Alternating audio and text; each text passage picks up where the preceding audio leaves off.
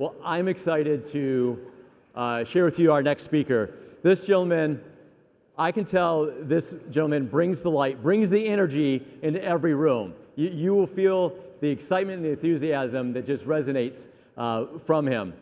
All right, so since December of 2022, our next speaker, Miguel Moreno, has served as the CEO of Roskam Foods. And Roskam is for over a century has been a leading contract manufacturer, partnering with world-renowned food brands, retailers, food service providers. These are brands that you would recognize. You go purchase these every week, I guarantee it, off the shelf. They're made by Roskam. If you've not met Miguel, you will soon realize his passion, his enthusiasm. I'm excited to bring him to the stage. Please help me join with a warm welcome for Miguel Moreno. Miguel.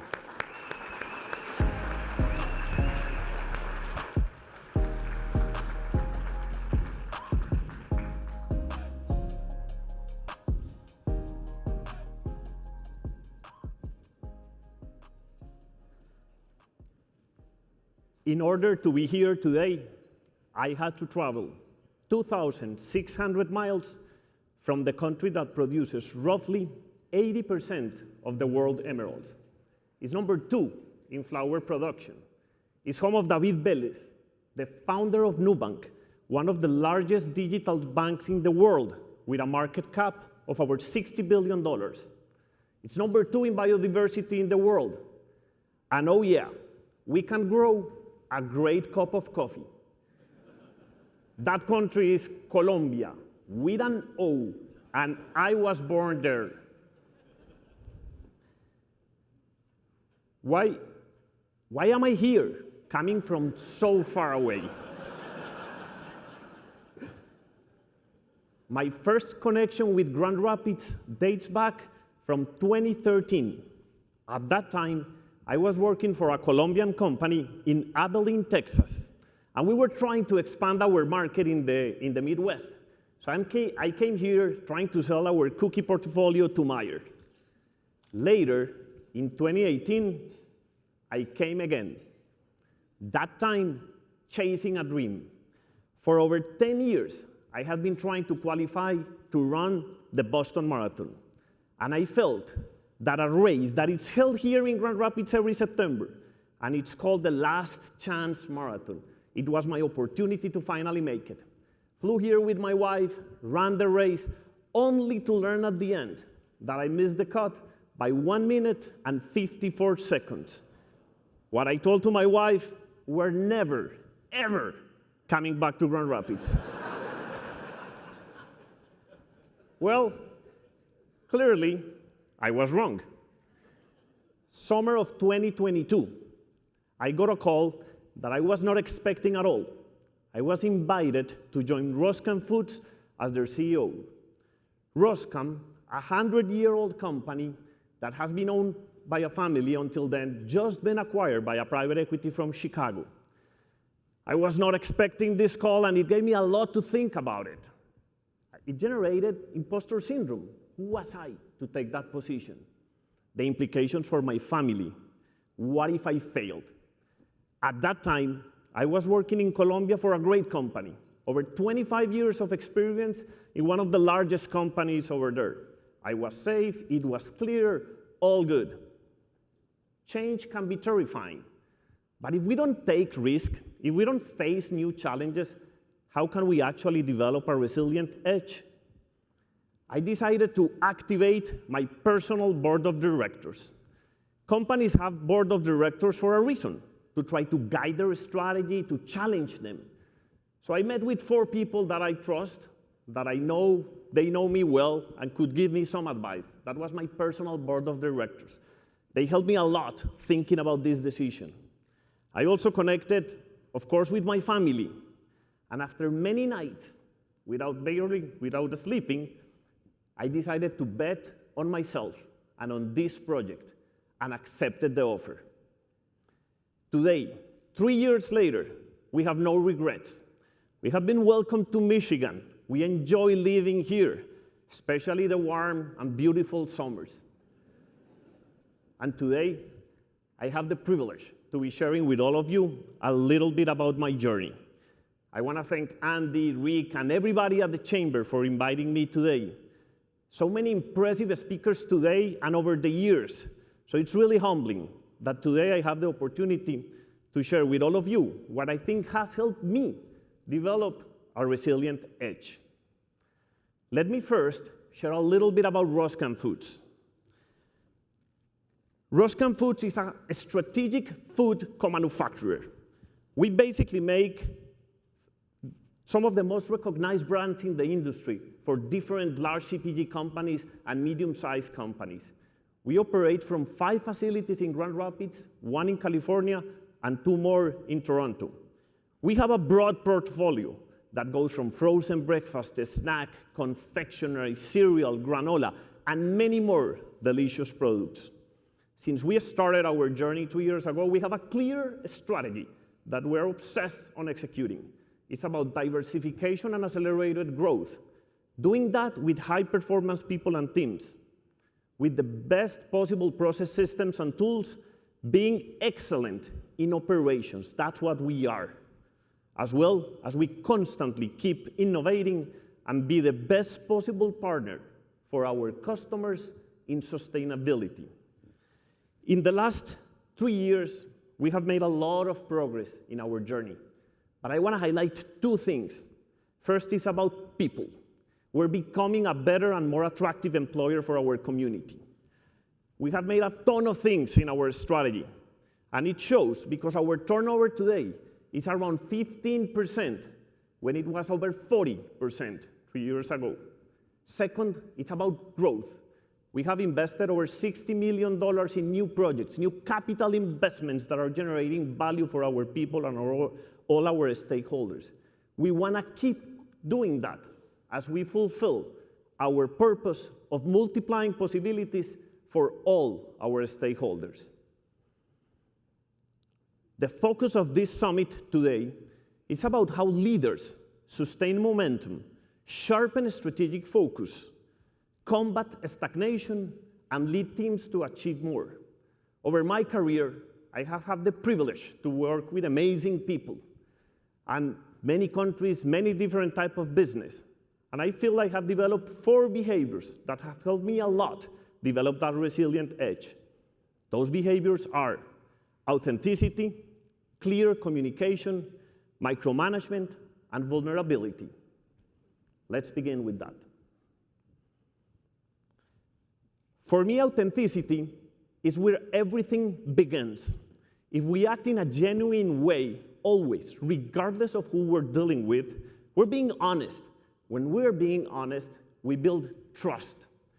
I truly think it's the right thing to do. I always like to say that there's only one Miguel.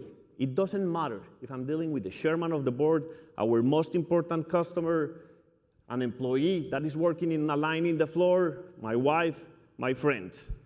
I think it's not only the right thing, as I was saying, but this has also a benefit.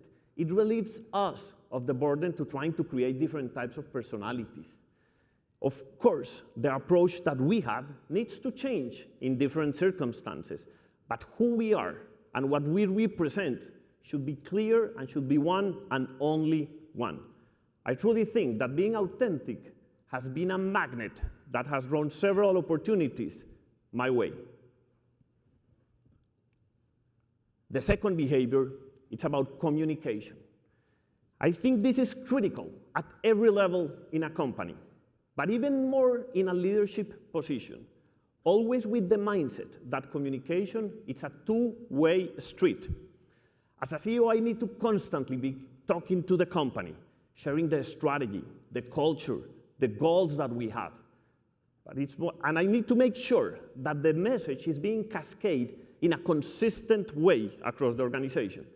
But probably more important, I need to be hearing what the company is telling me and encouraging people to speak up. For that, we have at the company a robust structure that incentivizes interaction. Of course, one-on-one between everybody, the weekly leadership team meeting, something that we have the weekly operationals meeting. It's a meeting with an expanded group of leaders that we try to focus on the short-term needs of the business and trying to guarantee as much as possible a cross-functional connection between the teams. We also do what we call the coffee talks, basically a meeting every month between 8 to 9 people at every level of the company with the only intention to hear them out, give them the opportunity to speak up, what's working, what's not, what can we do better, and hopefully quickly take action about those things. Every opportunity of interaction, formally or informal, it's an opportunity to open that second behavior about clear communication.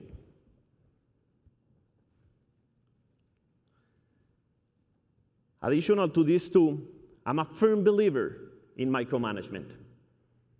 Yes, you heard me right.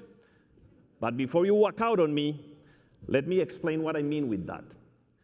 As the slide says, it's about micromanaging myself. This is not about hounding my team with details or limiting their ability to thrive. It's the responsibility I have to learn the details of the business. Why? Because I need to ask the right questions in the different scenarios that I'm part of. I truly believe that as in the position I have to know a lot of what's going on in the company. And in companies, everything has a ripple effect. It's my responsibility to anticipate those ripples so we can basically give guidance, make the best possible decision, and make them as fast as possible as we can. Micromanagement as well is about understanding what the company needs in the short term, in the middle term, and in the long term. I think sometimes the short-term tactical things are underestimated. The long-term success is built on the small tactical steps every day. So understanding what to know and when to be involved, it's critical skill that I think is needed for every CEO. Finally, micromanagement as well, it's about having a schedule that is as available as possible for whatever we need. I always have time in my agenda for what the team needs and for every scenario that I need to be part of. The fourth behavior, vulnerability. I believe that being a leader and having a willingness to be vulnerable, it's critical. This is about understanding our own and others' emotions. As a CEO, it's very easy to try to say that we know everything and that there are no problems. Actually, that's not being authentic, and it's not real. All of us, companies, people, we have problems, and we need to understand that every interaction, somebody's coming from some challenges that we don't know. When we lead with vulnerability, we're building trust. And I like the approach that Keith Ferrazzi, founder of Connected Success, has about vulnerability. He basically says that when we lead with a willingness to be vulnerable and with generosity, the team gets a connection, a relational and emotional connection that builds trust. And when trust in teams grows, we're more effective and we deliver better results. I need to be always the first one to say that I made a mistake, that I'm wrong, and I don't have no issue saying that publicly and open across the company. Authenticity, clear communication, micromanagement, and vulnerability. Those four behaviors have helped me develop a resilient edge, and I hope they help you as well. At the end of the journey, how do we measure if this is actually working? We have a responsibility to deliver the value our shareholders estimate and all the stakeholders that the company has influence on. But probably as important is the journey of the people that is with us as we lead companies. I have the privilege to work with amazing people in the last 25 years, and knowing that I still have a connection with them and that we have a relationship of trust. Even today, when there's no authority between us anymore, for me, that's resilient leadership. Resilient leadership as well is being able to build new teams as new challenges come. We have to do that at Roskam because we were evolving the company to new things, so we needed to organize it ourselves in a different way, bring new people. Some of them are here today, and I want to thank them. I think they want to hear more the coach than me, but that's fine. So I have a great team, and I couldn't be more thankful for them joining me and doing everything that we're doing for Roskam. And there's an additional team. It's the one I call the forever team. My wife and my daughters have made a lot of sacrifices to support me in my career.